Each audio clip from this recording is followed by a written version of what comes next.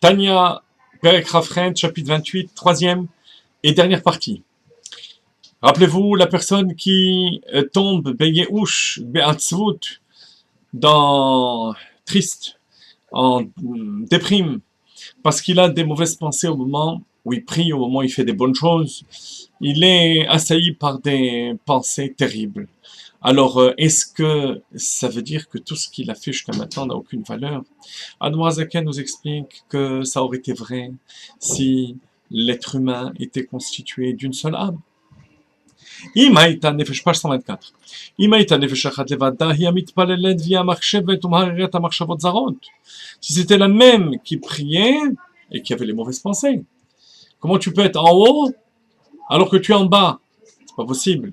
Ça voudrait dire que toute cette montée n'est qu'illusoire, pardon. אבל באמת לאמיתו הן שתי נפשות הנלחמות זו עם זו. במוחו של אדם כל אחת חפצה ורצונה למשול בו ולהיות המוח ממולא ממנה לבדה. Mais en fait, il y a deux âmes. L'être humain n'est pas un bloc monolithique. Il est composé de deux âmes qui se battent pour l'emprise de l'homme, pour avoir une emprise chez l'homme, dans son cerveau. Toutes les pensées de Torah et de crainte de Dieu proviennent de l'âme divine. Et les éléments matériels viennent de l'âme animale. Alors effectivement, il y a une interaction. L'âme divine est habillée, investie dedans. Mais malgré tout, ça reste deux entités. Donc, lorsque l'âme divine s'élève vers Dieu par la tfila et que l'homme est assailli de mauvaises pensées, il faut savoir que ça vient de deux origines différentes.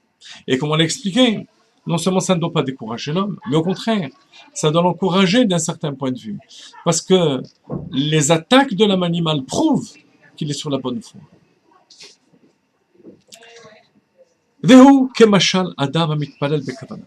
Et Admoazaken donne un machal, un exemple, une parabole, enfin, une parabole simple, mais extraordinaire en même temps.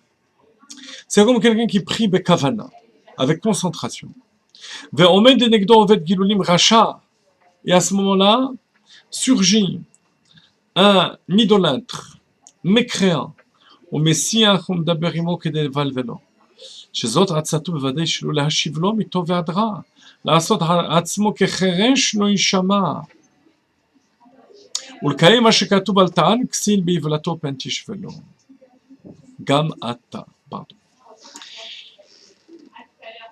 Un idolâtre, mécréant, qui surgit au moment de sa prière, de la prière de l'individu, et qu'il essaye de le troubler.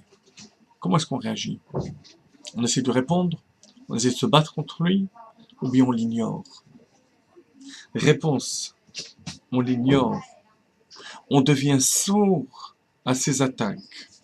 Comme le roi Salomon dit, ne réponds pas au sot au moment de sa bêtise, pentishvelo gam ata, de peur que tu deviennes son égal. Car al yashiv me'umma v'shum ta'ana u'ma'ade neged ha'machshava zara, כי המתאבק אם מנוול מתנבל גם כן, רק יעשה עצמו כליודע ולא שומע ההורים שנפלו ויסיר מדעתו. Il doit faire comme si l'idolâtre en face de lui n'existait pas. De même pendant la tfila, toute l'arme du Yetzirah, au moment où elle envoie ses mauvaises pensées, c'est de capter l'attention de l'individu. Une fois qu'elle a capté l'attention, c'est terminé. On se retrouve à la fin de l'amida, on se rend compte qu'on a à peine prononcé les mots, peut-être même pas. Probablement que oui. Mais vidés de leur sens et de leur concentration. Et c'est ce que cherche le Yetzirah. Et c'est ce que cherche l'idolâtre qui est en train de troubler la personne au moment de la prière. Les commentaires du Tanya posent une question qui peut paraître importante. Comment savoir justement? Est-ce que cette pensée qui survient au moment de la tfila est importante ou pas? Alors, tout d'abord, il faut savoir que même la pensée la plus importante, elle n'a rien à voir avec la tefila. Deuxièmement, et ça nous permet de repousser ces pensées. Si vraiment c'était important, pourquoi tu n'y as pas pensé pendant toute la journée jusqu'à la tefila? Ce n'est pas si important que ça. Ou tout au moins ça peut attendre après la tefila. Alors bien entendu, on ne dit pas qu'il n'y a pas de cas exceptionnel, de priorité. Du point de vue de la halakha, il y a des priorités d'une mitzvah par rapport à l'autre. Mais si ces pensées ne nous ont pas assaillis jusque-là, ça veut dire qu'elles ne sont pas importantes à ce moment précis. Et même si on s'affole en se rappelant de quelque chose, cet affolement, cette précipitation, ça aussi, ça vient du Yetzirah. Reste calme, be quiet, baroïzir, tiraga, calme-toi, ça peut attendre. Ça peut attendre. Ça pouvait attendre jusque-là et ça peut attendre encore. Et Admor HaZaken termine le chapitre en nous disant qu'au contraire, comme on l'a cité déjà, il doit redoubler de courage pour développer encore plus de kavana dans cette fila, parce que le Yetzirah est en train de se rendre compte qu'on est en train de lui porter un coup dur. Si malgré tout ça, la personne, prière après prière, se sent découragée parce qu'elle n'avance pas, ça ne marche pas, tout le système qu'Admor HaZaken a mis en place ne fonctionne pas. Admor HaZaken prévoit aussi cette situation et nous dit ואם יקשה לו להסירה מדעתו מפני שתורדים דעתו מאוד בחוזקה, אז ישפיל נפשו להשם יתחנן יתבע במחשבתו לרחם עליו, ורחמיו מרובים כרחם אב על בנים הנמשכים ממוחו, וככה ירחם השם על נפשו הנמשכת מאיתו ידבר להצילה מעם הזדונים ולמענו יעשה כחלק השם המשם.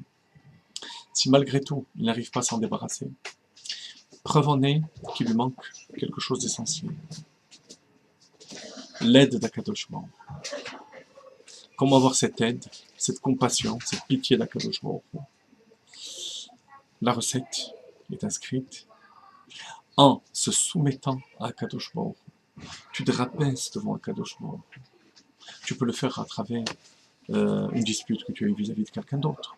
En l'honneur d'Akadosh Baruch Hu, pour sanctifier le nom de Dieu, tu passes par-dessus tout. Et tu pardonnes. Tu te rabaisses devant un Kadosh Baruch Hu. Ça permet d'être le réceptacle qu'il faut pour recevoir cette Rahmanut d'Akadosh Baruch Hu qui va le sauver des eaux tumultueuses. Ça vous rappelle quelque chose? Ça vous rappelle quelque chose probablement? On est dans la paracha de Noach. Ces eaux tumultueuses, ce déluge qui emporte la personne à tel point qu'elle n'arrive même pas à prier. Akadosh Baruch Hu va avoir pitié de lui, va lui donner la force de retrouver la simcha, la joie et la motivation pour avancer dans votre Hashem.